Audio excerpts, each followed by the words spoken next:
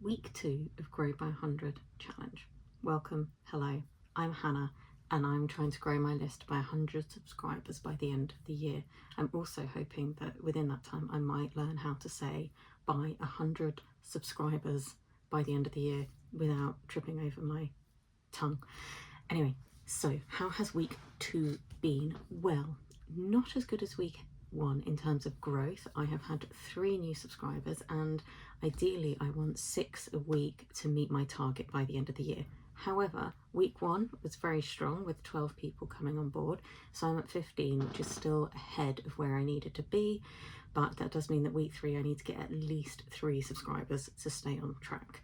I'm hoping for more. What tripped me up? Well, I think there would be 2 things.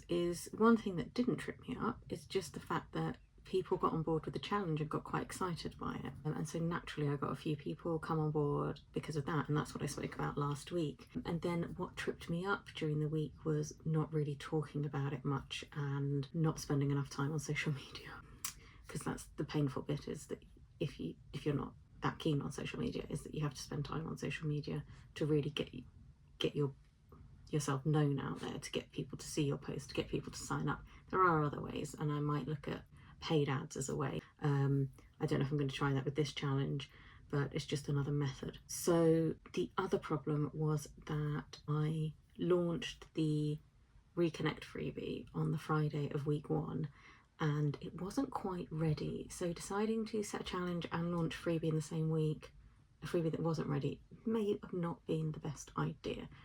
What happened was, it's a workflow of 4 emails, well 5 if you include the summary email, and I had written the first email on the Friday, which meant that by the Sunday I needed to have the second email written because I'm sending them every other day, etc.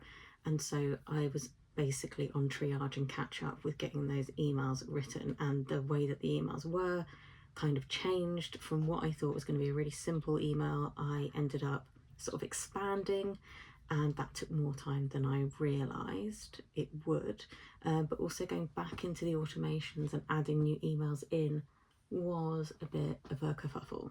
So the lesson that I'm taking away from that is, number 1, don't do too much at once, and I did mention that last week. And number 2 is, if you are launching something new, whether it's just a straight up landing page or a freebie or an email challenge, whatever it is, I would recommend having all your emails ready and in your system and within your workflow before you launch, rather than going back and adding more emails into an automation. It is doable, but it is a bit of a faff, and it just feels like it would be a lot easier, would have been a lot easier for me for sure, if I could have just launched it and gone, ta-ra, there we go.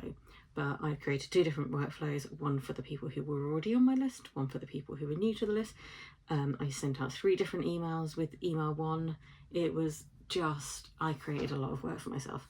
Don't do that. Not a huge amount of people have come on board for the Reconnect yet, but I'm hoping that will just sit in the background and trickle. So I will alternate between asking people to come on the Grow and come on the Reconnect, and those are the ways for now that I'm looking to grow my list. So all in all, 15 subscribers, 15 people have subscribed, and that is only 14 subscribers because one person has already unsubscribed, and that is to be expected. So what I will probably talk about more as we go on is churn rate, and actually if you're really trying to get people onto the list, is a lot of people won't necessarily have experience of you first, and they might find that you're not their person.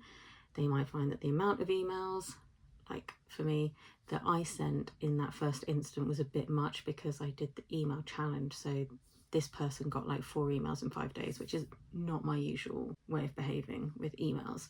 And I can understand why that would be overwhelming and off-putting. But also, you know, I can be overwhelming and off-putting. We don't all like each other. So there will be a natural churn, but I will be counting the number of people who have subscribed by the end of the year, rather than the amount of people who've still stayed on the list. But that's going to be an interesting piece in itself, because if we get to it and we go, yay, I hit 100, but only 50% of those people stayed, then was it worth doing all the work for people who actually didn't know me well enough and have joined the list and have instantly gone, no, not for me, not my person. So we will see. Anyway, thank you for being here with me, and let me know how you're getting on. If you're not signed up for the list yet, why not? If you're bothering to come to my YouTube essays and, you know, long monologues, then I feel like you could probably, you know, hop on the list and help me get to the 100 a lot quicker. Thanks very much. Ta-ra!